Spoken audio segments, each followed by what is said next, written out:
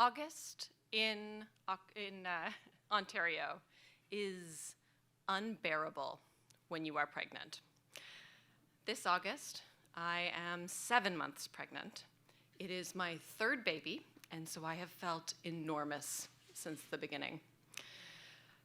Everything is sensitive. My eyes are sensitive, my sense of smell is sensitive, my skin is sensitive. Everything feels heightened. The bug bites are itchier. The afternoon fatigue weighs more. And the sun bears down on me, cooking me like the bad kid in movies cooks bugs on the pavement. Today, however, I am at the lake. My swollen ankles are dangling off the dock, and the cool water relieves my entire body. This is good. Behind me, my older kids, aged 9 and 6, are whipping around the dock. Can we go swimming with Auntie Vicky and Auntie Melissa? Auntie Vicky and Auntie Melissa aren't actually their aunties, but none of us have sisters, so we're as close to aunties as any of these kids are gonna get. Vicky and Melissa and I were roommates in our 20s, and now here we are, married moms by the lake in our 30s. Vicky and Melissa both have their babies here, and I have my 2 older kids and the third in my belly. There are kids everywhere. And you know, it's actually kind of nice. It's kind of amazing that together we're all having kids, because in our 20s, we were irresponsible, so selfish. To be selfish together, you know, like that's friendship in your 20s. And here we are now in our 30s with all of our various charges running around, and we're kind of reveling in the responsibility of it all. And so I let my kids go out and swim with their aunties just in the shallows, and I sit down on the shore in a circle of chairs in a plastic Adirondack, my big fat belly, and Melissa's husband, Evan.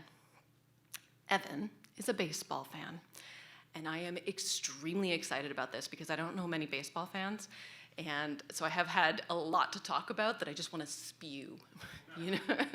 And so I say to him, like, we are not living up to the expectations of those pundits, you know? Like, sure, we have Bo and Vladdy and Bichette and Gosman and all these really cool guys, but it's not happening for us. However, you know, the cool thing about baseball, 162 games in the season, so the Jays could still totally make it. And I have fallen in love with Kevin Kiermaier, who is, you know, kind of like our defensive guy. He has 3 gold gloves. And is it okay if we swim around the lake, around the island in the lake? That's Vicky coming from the lake. She's treading water next to my happy kids. Yeah, I mean, I guess they could. It's kind of far, but my kids are really good swimmers. And Vicky and Melissa and I, we grew up cottage kids. We have been going around islands our entire life, so it's good for them to try. And they have those big inflatable cartoon characters, so, you know, go ahead, have fun, I call.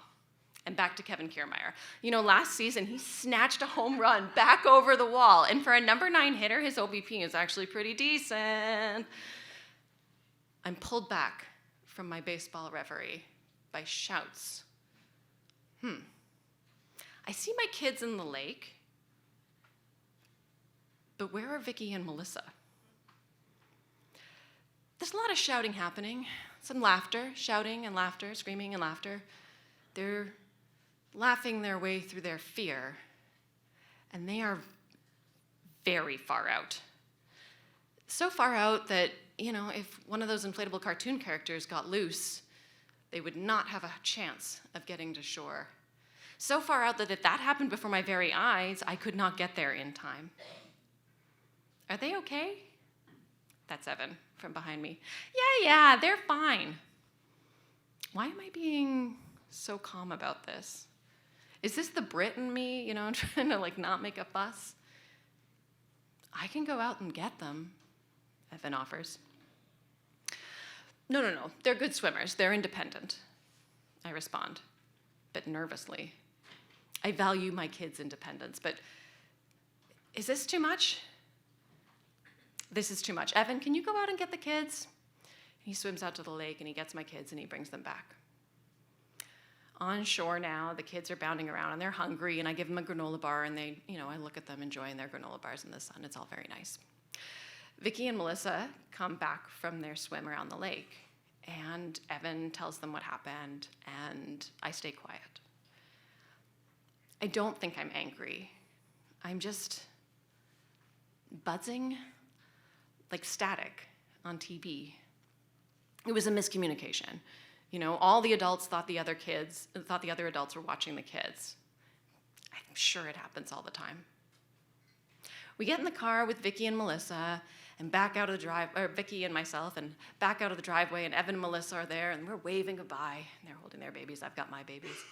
Kids are in the back, their shirts darkened by the damp of the swimsuits they're still wearing. And we laugh. We laugh about the miscommunication.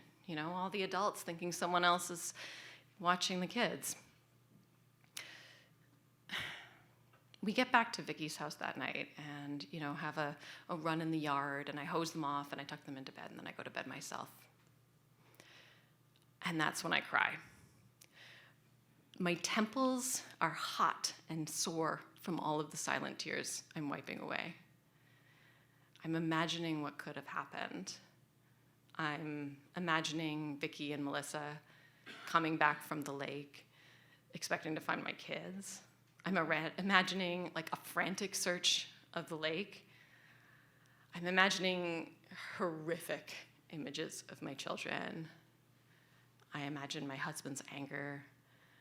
I imagine this baby coming into a world of sadness.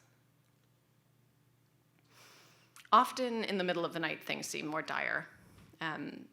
4 a.m. me is a far more anxious person than the me that relaxes on a dock at 2 in the afternoon. I'm up a lot at 4 o'clock in the morning. Like I said, this is my 3rd pregnancy, but it's not doing much for my sleep. And while I am used to being up at 4 o'clock in the morning, I am no less emotional. I have to do something to break the anxiety. And so I text Evan, and, I blather on about how, how they say, moms are supposed to have that adrenaline kick in when their kids are in danger, and you're supposed to swoop in and save the day, and how that, that just did not happen for me. And I confess that I did not know how to react to my fear in that moment. And I thank Evan for saving my kids.